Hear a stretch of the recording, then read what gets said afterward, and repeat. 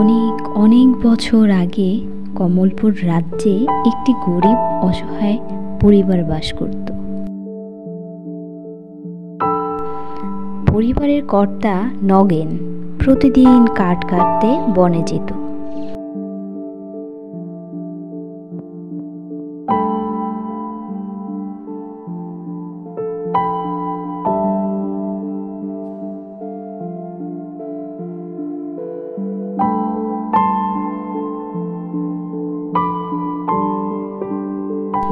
এবং সে কাঠ বাজারে বিক্রি করে কোনো মতে তাদের সংসার চলত। বাবা নগেন যখন বনে যেত তখন নগেনের স্ত্রী এবং ছেলে মোহন সারাদিন উপোস থাকত এবং তার বাবার জন্য অপেক্ষা করত, কারণ নগেন বাজারে কাঠ বিক্রি করে তাদের জন্য খাবার নিয়ে আসতো। বনে কাঠ না পেলে সেদিন আর তাদের খাবার জুটত না। একদিন নগেন বনে গেল কাঠ কাটতে। বনে যেতে যেতে সন্ধ্যা হয়ে গেল। নগেন জানে সন্ধ্যাবেলা কাঠ কাটা যায় না, কারণ বনে প্রচুর ঝোপঝাড় থাকার কারণে সেখানে খুব অন্ধকার থাকে। নগেন বনে গিয়ে সে ভীষণ বিপদে পড়ে গেল। চারদিকে এত অন্ধকার যে নগেন কোনো কাঠই খুঁজে পেল না। নগেনের মনটা খুব খারাপ হয়ে গেল। সে ভাবতে লাগলো খালি হাতে সে কিভাবে বাড়ি ফিরে যাবে। তার বউ, তার সন্তান যে তার জন্য না খেয়ে তার আশায় বসে আছে। এক বুক হতাশা নিয়ে নগেন খালি হাতেই সে বাড়ি ফিরে গেল। কি গো, কিছু পেলে?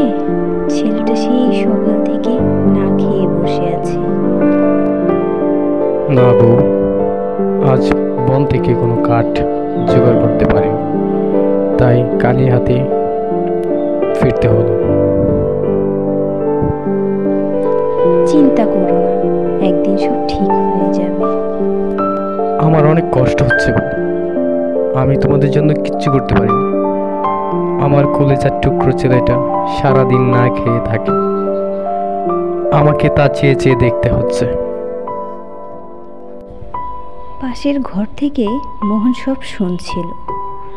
মোহন মনে মনে ভাবতে লাগলো, আমাকে কিছু করতে হবে। এভাবে বাবা আর কতদিন আমাদের জন্য পরিশ্রম করবেন। পরের দিন মোহন বাড়ি থেকে বের হলো কাজের সন্ধানে।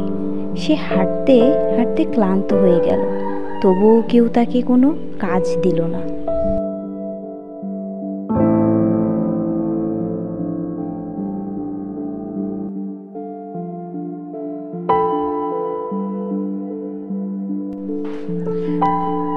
বাপরে কি গরম!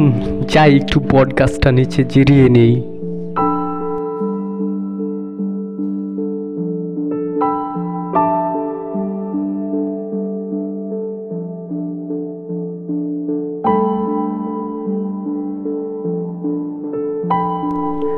মোহন হাঁটতে হাঁটতে একটি বট গাছের নিচে বসলো।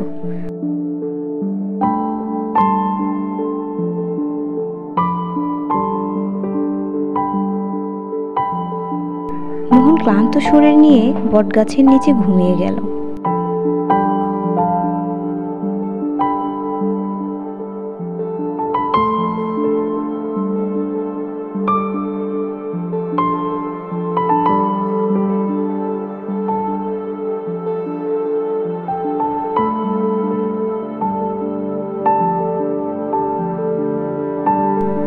মোহন ঘুম থেকে উঠে দেখলো কতগুলো ভেড়া তার পাশে ঘাস খাচ্ছে।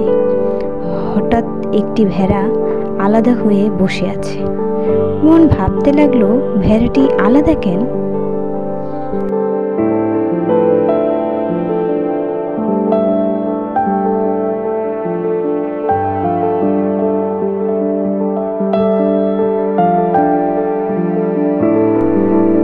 মোহন ভেড়াটির কাছে গেল। দেখলো ভেড়াটির পা থেকে রক্ত ঝরছে। এই পা পরিষ্কার করে দিল।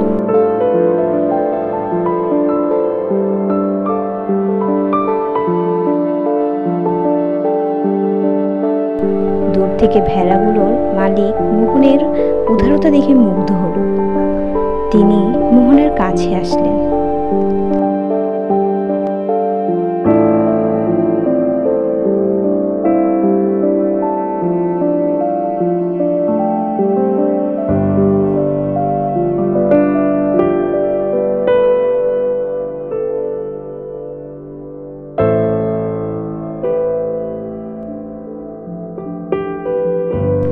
কে তুমি বাবা?